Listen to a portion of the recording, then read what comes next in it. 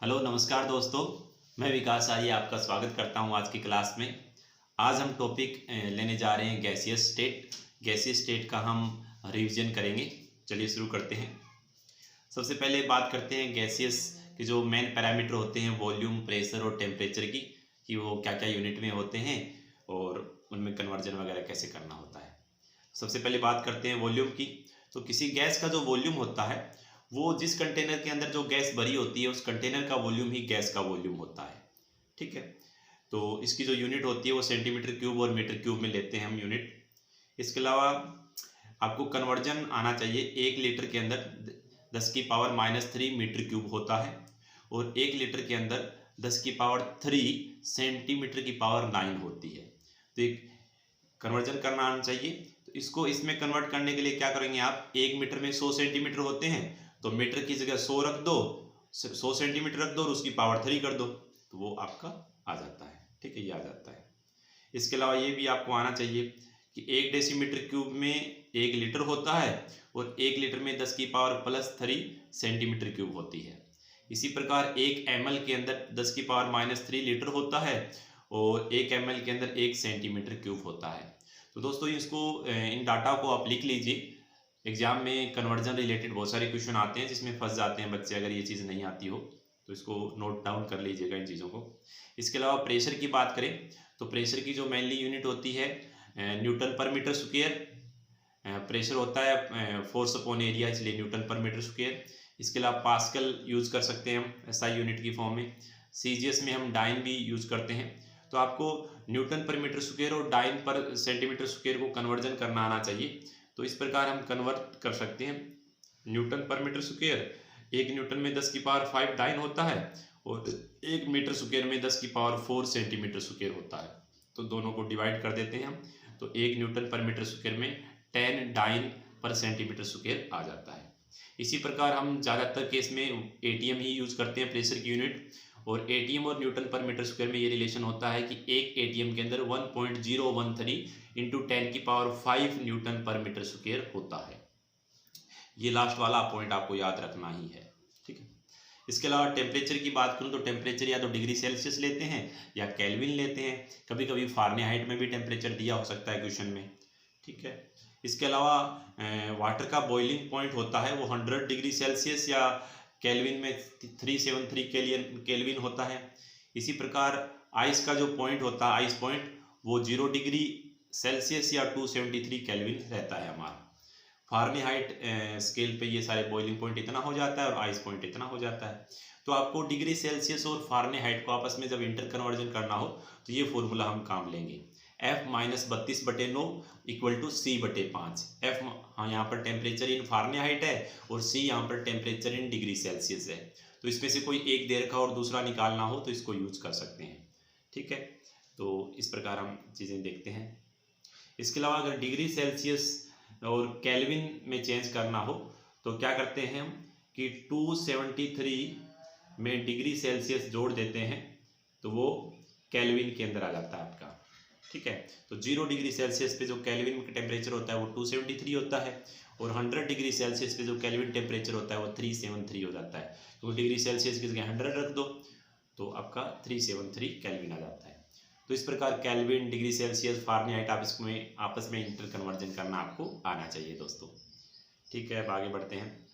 Atmospheric pressure. तो atmospheric pressure क्या होता है कि अर्थ सरफेस पर सी लेवल पर जो प्रेशर लगता है इन्वायरमेंट का उसी को एटमॉस्फेरिक प्रेशर बोलते हैं।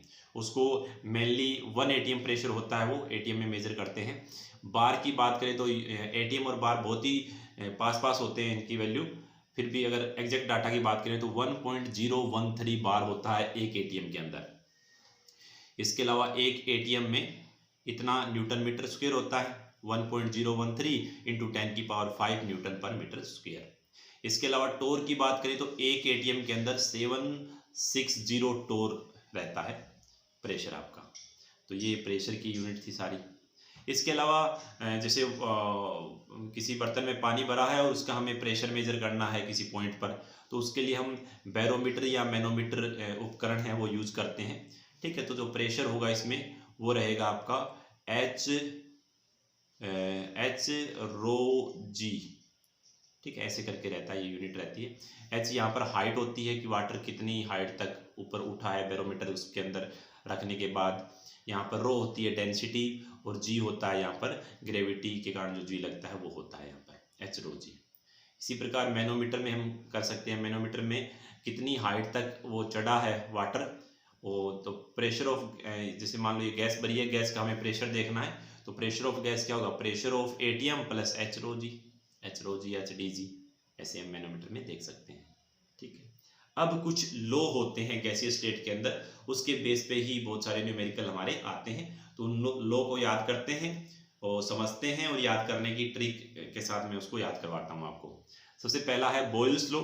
तो बॉयल्स लॉ में क्या होता है दोस्तों, टेम्परेचर कांस्टेंट रहता है, इसके अलावा नंबर ऑफ मोल तो सभी में कांस्टेंट रहेंगे। तो यहाँ पर टेम्परेचर कांस्टेंट है, वो आपको ध्यान में रखना है।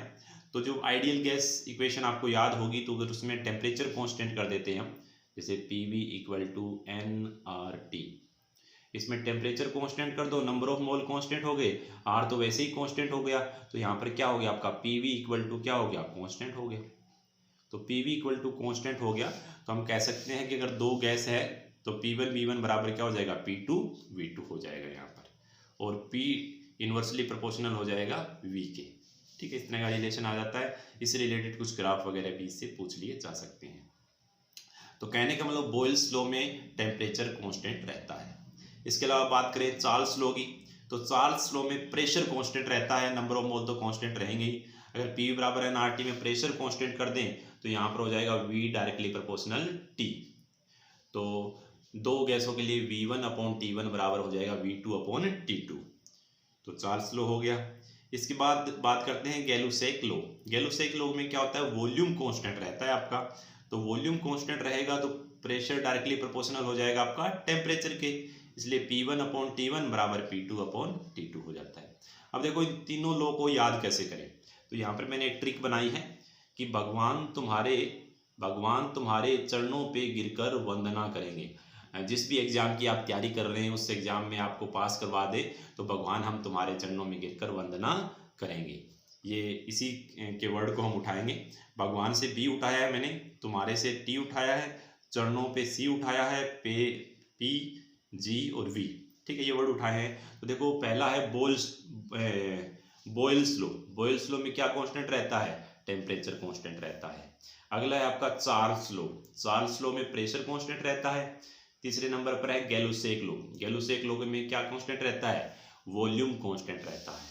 ठीक है, नंबर ऑफ मोल तो तीनों में ही कांस्टेंट है, इसको अलग से याद करने की जरूरत नहीं है। तो बॉयल्स, चार्ल्स, गैलुसेक लॉ आपको याद हो गया। बॉयल्स लॉ में टेम्परेचर कांस्टेंट, चार्ल्स लॉ में प्रेशर कांस्टेंट, और गैलुसेक लॉ में वॉल्यूम कांस्टेंट रहता है। तो ये ट्रिक आपको दिमाग में बिठा लीजिए कि भगवान तुम्हारे चरणों पर गिरकर वंदना करेंगे, हमको पास करवा दो, हमारा सिलेक्शन करवा दो, हमको नौकरी दिलवा दो, भगवान तुम्हारे चरणों पर गिरकर वंदना करेंगे। ठीक है, तो इस प्रकार हमें ये तीनों लॉ याद हो जाएंगे दोस्तों। अब आगे बढ़ते हैं। अब आगे है आपका एवोगाद्रोज लॉ। एवोगाद्रोज लॉ, ठीक है, तो एवोगाद्रोज लॉ में क्या होता है, टेम्परेचर भी कांस्टेंट रहता है और प्रेशर भी कांस्टेंट रहता है। भाई साहब ने सब कुछ कांस्टेंट कर दिया, टेम्परेचर भी कांस्टेंट कर दिया और प्रेशर भी कांस्टेंट कर दिया, तो बचा क्या, एक तो वॉल्यूम बचा, एक नंबर ऑफ मोल बचे। तो यहाँ पर वॉल्यूम डायरेक्टली प्रोपोर्शनल हो जाता है आपके नंबर ऑफ मोल के, और हमारा फॉर्मूला बन जाएगा V1 अपॉन N1 बराबर V2 अपॉन N2, दो डिफरेंट गैस के लिए। तो इन चारों लॉ को अगर हम कंबाइन कर दें तो हमारा बन जाता है P1 upon P1 V1 upon T1 बराबर P2 V2 अपॉन T2। सबको हमने कंबाइन कर दिया, तो ये कंबाइन गैस लॉ हमारा बन जाता है। ठीक है, तो इसी गैस लॉ से हम मिलकर हमारी आइडियल गैस इक्वेशन बनती है PV इक्वल टू nRT। यहाँ P प्रेशर को डिनोट करता है, V वॉल्यूम को डिनोट करता है, N नंबर ऑफ मोल को डिनोट करते हैं, R यहाँ पर गैस कांस्टेंट है, R की ढेर सारी वैल्यू होती है, R की 0.0821 लीटर एटीएम वैल्यू होती है, लीटर एटीएम में लेनी है आपको। जब केल्विन की बात करूँ तो यहाँ पर 8.314 जूल, ये जूल में सॉरी जूल में 8.314 जूल पर केल्विन हो गई, और कैलोरी की बात करें तो 2 कैलोरी R की वैल्यू होती है। तो ये R की 3 वैल्यू होती है, और डिफरेंट केस में आपको डिफरेंट वैल्यू रखनी पड़ेगी। आप बस प्रेशर और वॉल्यूम की यूनिट देख लो, इसके हिसाब से R की वैल्यू आप रख देना। इसके अलावा टी यहाँ पर टेम्परेचर होता है जो मोस्टली केल्विन में हम लेते हैं। पी बराबर एनआरटी में केल्विन में टेम्परेचर हम पुट करते हैं। अब पी बराबर एनआरटी की एक और फॉर्म होती है, जो नंबर ऑफ मोल है उसको लिख दो गिवन मास बटे मोलिकुलर मास। गिवन मास बटे मोलिकुलर मास, जो मोलिकुलर मास है उसको उस तरफ भेज दो, तो यहाँ पर P बराबर हो जाएगा आपका W/V/RT, और W/V मास अपॉन वॉल्यूम ये होती है डेंसिटी, सॉरी यहाँ पर M भी है, तो ये होती है डेंसिटी। तो PM बराबर ये होगी डेंसिटी, तो PM बराबर हो गया आपका DRT। तो एक नई फॉर्म भी आ गई हमारे सामने, PM बराबर DRT। ठीक है, ये भी आइडियल गैस की एक फॉर्म होती है, PM बराबर DRT या PV बराबर NRT। जैसा डाटा दिया होगा वैसा आप फॉर्मूला यूज करेंगे।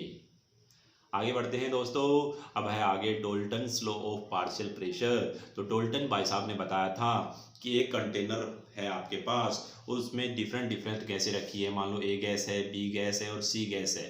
A गैस का पार्शियल प्रेशर है P1, B का पार्शियल प्रेशर है PB और C का पार्शियल प्रेशर है PC। तो टोटल जो कंटेनर है उसका जो टोटल प्रेशर होगा वो होगा PA plus PB plus PC। जितनी भी गैसें हैं उसके अंदर डिफरेंट गैस, सब गैसों के प्रेशर को जोड़ देंगे तो वही टोटल प्रेशर हो जाएगा। बहुत सिंपल सी बात बोली थी। अगर मान लो कोई वेट गैस है, उसका प्रेशर क्या होगा, जो ड्राई गैस है और जो वाटर वेपर है उन सबको जोड़ दो तो ये वेट गैस का प्रेशर हो गया। ठीक है, यहाँ PA और PB पार्शियल प्रेशर है A और B गैस के। ठीक है, तो किसी भी गैस का अगर हमको पार्शियल प्रेशर निकालना हो तो हम फॉर्मूला लगाएंगे mole fraction into total pressure. P total आपको दिया होगा क्वेश्चन में, P टोटल इंटू उसका मोल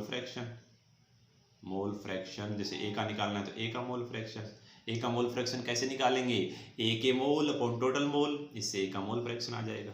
ठीक है, तो ये भी आपको ध्यान में रखना है ये पॉइंट भी, क्योंकि किसी भी गैस का पार्शियल प्रेशर निकालना हो तो मोल फ्रैक्शन उसका इंटू टोटल प्रेशर।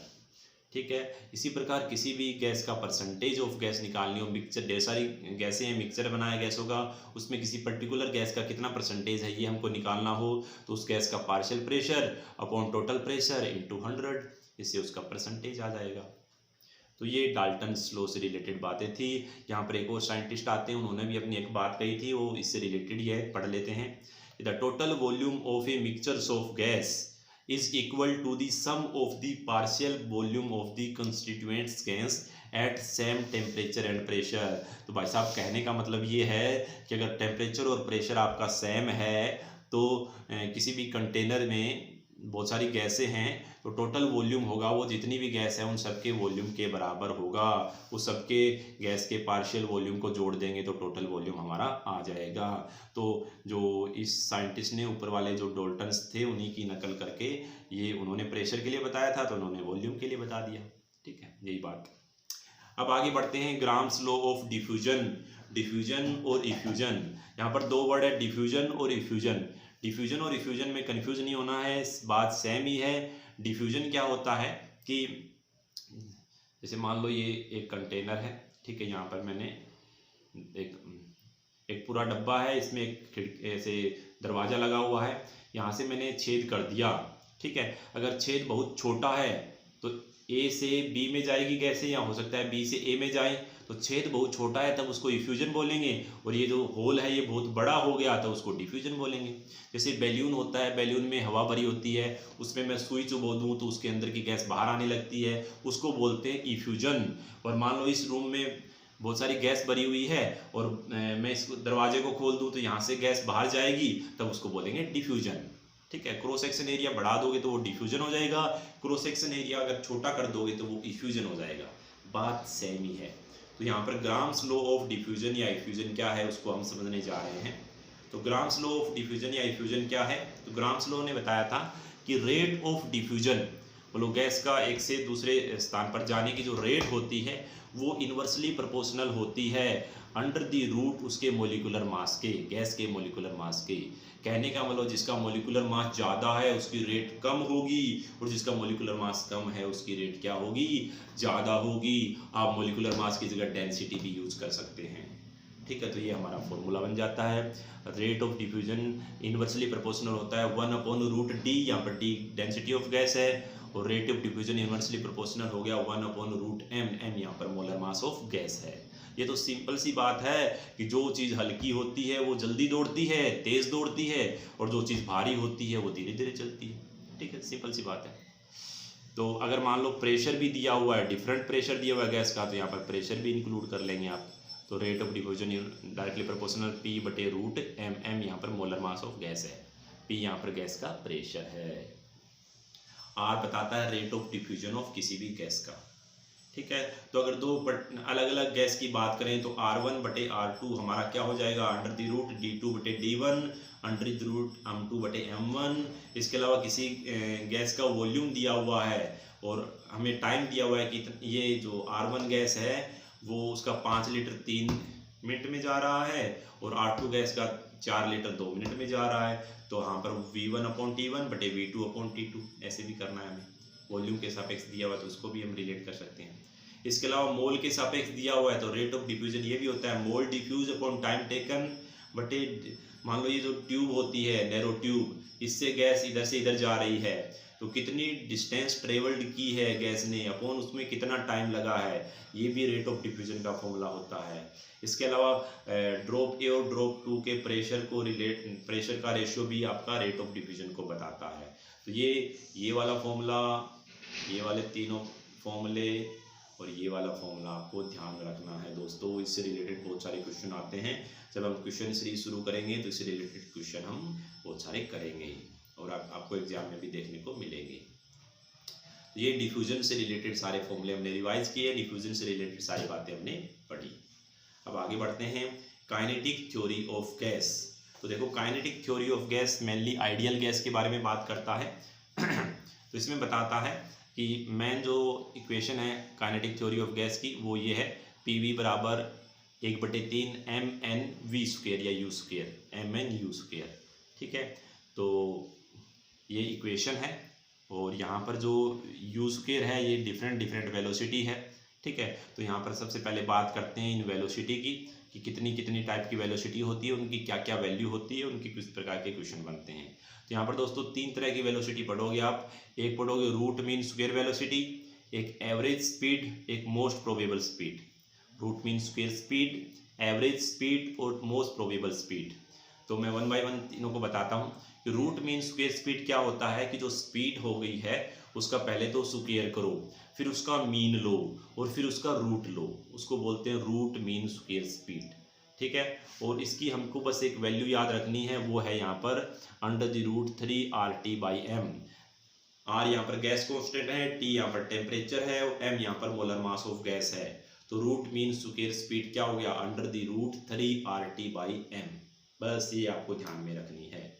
ठीक है, इन्होंने RT की जगह PV यूज़ किया है। ठीक है, इसमें M और V को D बना दिया है, डेंसिटी बना दिया है। तो इसी फॉर्मूले को तोड़ फोड़ करके आगे लिखा गया है।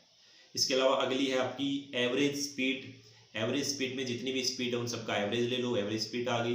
तो एवरेज स्पीड की जो वैल्यू है √8/π RT/mw, √8/π RT/mw ये एवरेज स्पीड की वैल्यू है। इसके अलावा है मोस्ट प्रोबेबल स्पीड। जो मोस्ट प्रोबेबल स्पीड है उसकी वैल्यू होती है √2 RT/m, √2 RT/m ये मोस्ट प्रोबेबल स्पीड की वैल्यू है। तो अब तीनों को एक साथ देखते हैं हम। सबसे पहले देखो इन्होंने थोड़ा पहले मोस्ट प्रोबेबल को लिखा है, लेकिन मैं यहाँ से बताता हूँ आपको। Root mean square speed, average speed और मोस्ट प्रोबेबल स्पीड। तो इसको ऐसे याद रखो, R फिर A और M Ram, root mean square speed, average speed और मोस्ट प्रोबेबल स्पीड।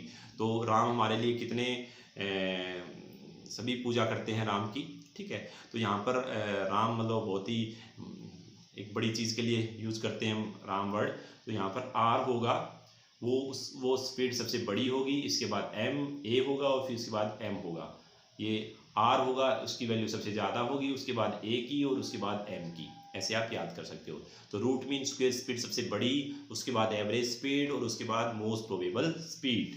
ठीक है, तो अगर तीनों का रेशियो पूछा जाए, मोस्टली क्वेश्चन रेशियो से रिलेटेड आते हैं। तो रूट मीन स्क्वायर स्पीड का जो रेशियो होता है √3, एवरेज स्पीड 8/π, बाकी चीज़ें तो कैंसिल आउट हो जानी है। और ये आपकी √2। ठीक है, अगर आप इसकी एग्जैक्ट वैल्यू भी याद कर सको तो बहुत बढ़िया रहेगा। तो सबसे ज़्यादा वैल्यू √3 की होती है, वो होती है 1.22। इसके बाद वैल्यू होती है एवरेज की 1.13 और इसके बाद वैल्यू होती है 1। ठीक है, मतलब इसको इन्होंने रिलेट किया है, √2 से सबको डिवाइड कर दिया, तब ये जाके वैल्यू हमको मिली है। ठीक है, तो सबसे ज़्यादा वैल्यू होती है रूट मीन स्क्वायर स्पीड की, फिर एवरेज स्पीड की और फिर मोस्ट प्रोबेबल स्पीड की। आपको तीनों के ये फॉर्मूले याद होने चाहिए और ये वाली लाइन भी आपको याद होनी चाहिए, तीनों को जो रिलेशन है कि किसकी वैल्यू ज़्यादा है किसकी वैल्यू कम है। ठीक है, तो इससे आपके क्वेश्चन आसान हो जाएंगे। यहाँ पर लिख भी दिया है रूट मीन स्क्वायर स्पीड सबसे ज़्यादा, उसके बाद एवरेज स्पीड और इसके बाद मोस्ट प्रोबेबल स्पीड की वैल्यू होती है। तो बस RAM वर्ड आप याद रखो और R की वैल्यू सबसे ज़्यादा होती है, बस होगी स्पीड आपकी याद। अब है कि एवरेज काइनेटिक एनर्जी। तो यहाँ पर मेनली एक फॉर्मूला आपको याद रखना है, ज़्यादा नहीं सोचना, ये वाला फॉर्मूला। तो average kinetic energy of n mole of gas, अगर एक ही मोल की पूछे तो n की जगह 1 रख देना। ठीक है, तो काइनेटिक एनर्जी क्या होती है 3/2 nRT, सिंपल सा फॉर्मूला है 3/2 nRT। ये काइनेटिक एनर्जी हो जाती है n मोल ऑफ गैस की 3/2 nRT। अगर एक मोल का पूछे तो n की जगह 1 रख दो बस। ठीक है, अब बात करते हैं रियल पाथ की। तो जो हमको आइडियल गैस तो पता लगी PV बराबर nRT होती है। अब बात करते हैं रियल गैस की। तो रियल गैस की जो इक्वेशन होती है वो होती है P + n² A/V², V - NB बराबर nRT। यहाँ पर A और B है वो वान डर वाल कॉन्स्टेंट है और डिफरेंट होते हैं हर डिफरेंट गैस के लिए।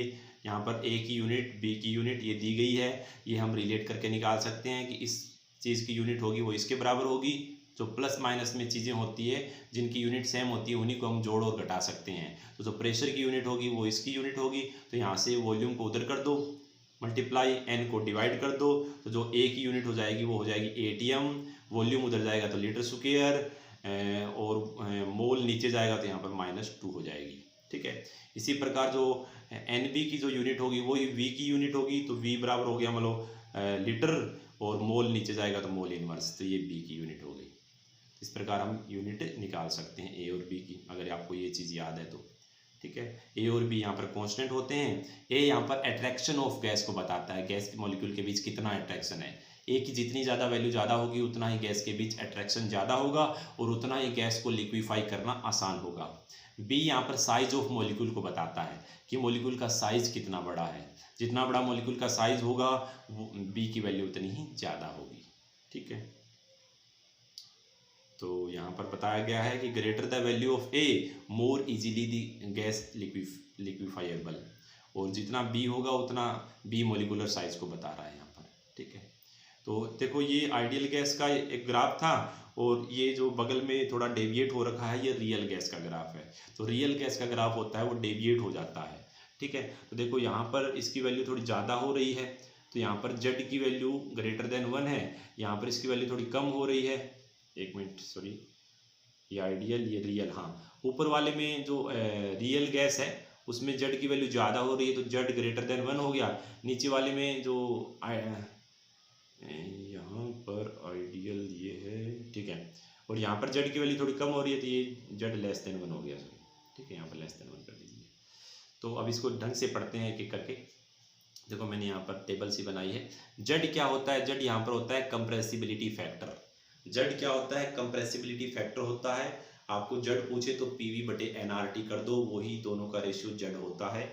अगर रियल में देखें Z क्या होता है तो volume observe upon volume ideal, इन दोनों का जो रेशियो होता है वो Z होता है। Z कंप्रेसिबिलिटी फैक्टर होता है, Z की वैल्यू होती है PV/nRT, दोनों का रेशियो ले लो।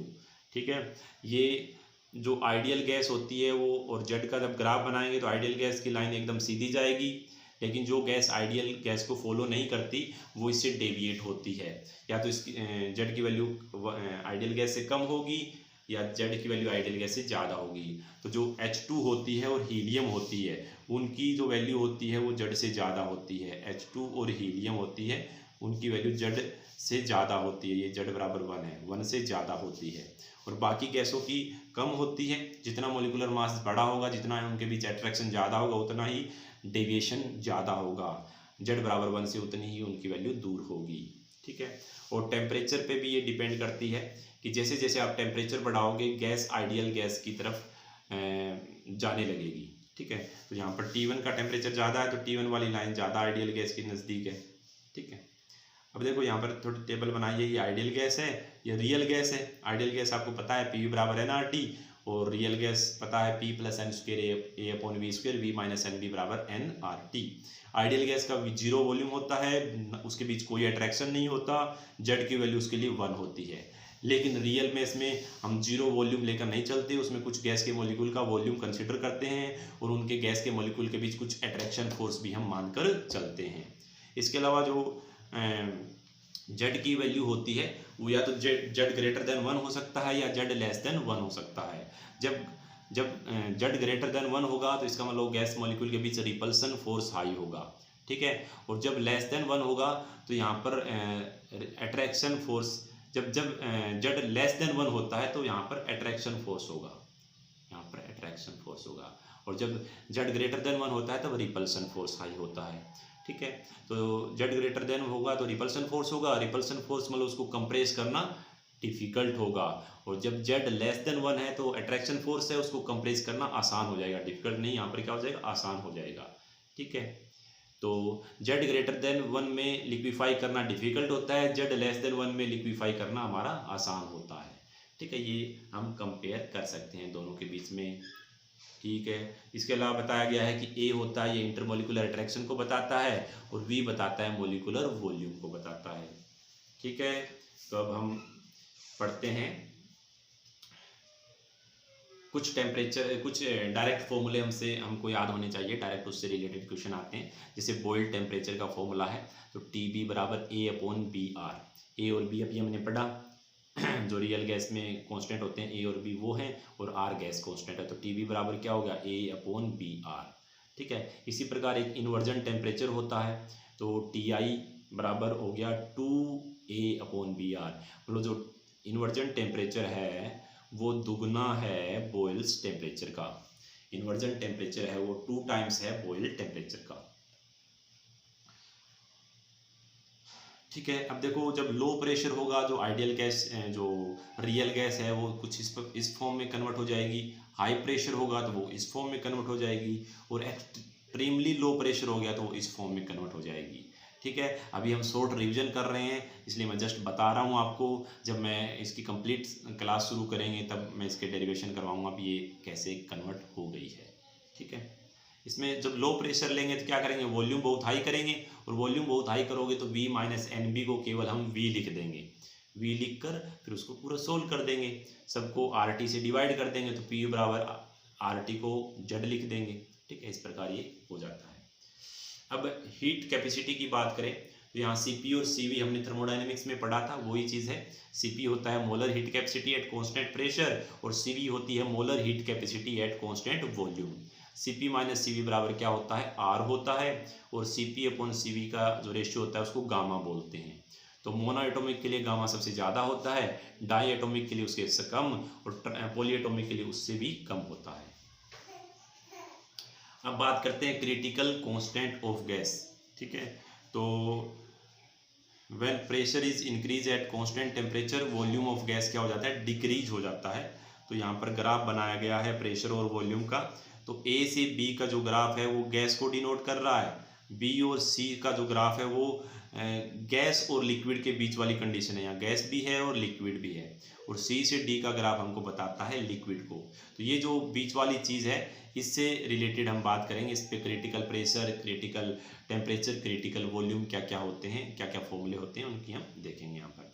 तो ये क्रिटिकल पॉइंट होता है कि एट क्रिटिकल पॉइंट क्या होता है ये देख लीजिए कि at this point all the physical property of liquid phase will be equal to physical property in vapor phase such as density of liquid और density of vapor। कहने का मतलब लिक्विड और वेपर की जो फिजिकल प्रॉपर्टी होती है like density वो सिमिलर हो जाती है क्रिटिकल पॉइंट पर, जैसे डेंसिटी लिक्विड और डेंसिटी वेपर की सिमिलर हो जाती है, वही क्रिटिकल पॉइंट हमारा होता है। तो यहाँ पर क्रिटिकल टेम्परेचर को हम TC से डिनोट करेंगे, उसका मतलब क्या होता है कि टेम्परेचर अबोव विच एक gas can not be liquefy, मतलब उस टेम्परेचर से ज़्यादा टेम्परेचर पे हम गैस को लिक्विफाई नहीं कर सकते, वही क्रिटिकल टेम्परेचर हमारा होता है। पीसी यहाँ पर क्रिटिकल प्रेशर है, उसका मतलब होता है कि minimum pressure which must be applied at critical temperature to convert the gas into liquid, मतलब गैस को लिक्विड में कन्वर्ट करने के लिए कि वो मिनिमम प्रेशर जिस पे गैस आपकी कन्वर्ट हो जाए, गैस इनटू गैस लिक्विड में कन्वर्ट हो जाए, उसी को क्रिटिकल प्रेशर बोलते हैं। और क्रिटिकल वॉल्यूम होता है वीसी। इसमें क्या होता है कि volume occupied by 1 mole of gas at TC और पीसी। टीसी और पीसी पे जो वॉल्यूम होता है वही पीसी होता है। तो यहाँ पर तीनों की बस आपको वैल्यू याद रखनी है और यहाँ पर कुछ ज़्यादा खास ध्यान नहीं रखना। ये हमारी वान डेर वाल गैस इक्वेशन है, ठीक है। और यहाँ पर देखिए ये आपका क्रिटिकल वॉल्यूम है, वीसी बराबर 3b, और ये पीसी बराबर क्या हो गया आपका, पीसी बराबर हो गया A/27b²। पीसी बराबर क्रिटिकल प्रेशर क्या हो गया, A/27b²। वीसी बराबर हो गया 3b और टीसी बराबर हो गया A/27rb।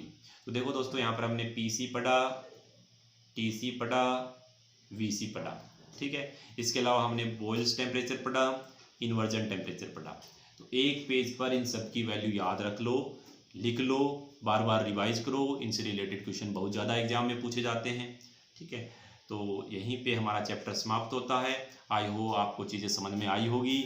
आपको कहीं कन्फ्यूजन है, कोई डाउट है तो आप कमेंट बॉक्स में हमको बताइए और बताइए हमारा प्रयास आपको कैसा लग रहा है। जय हिंद, जय भारत, थैंक यू।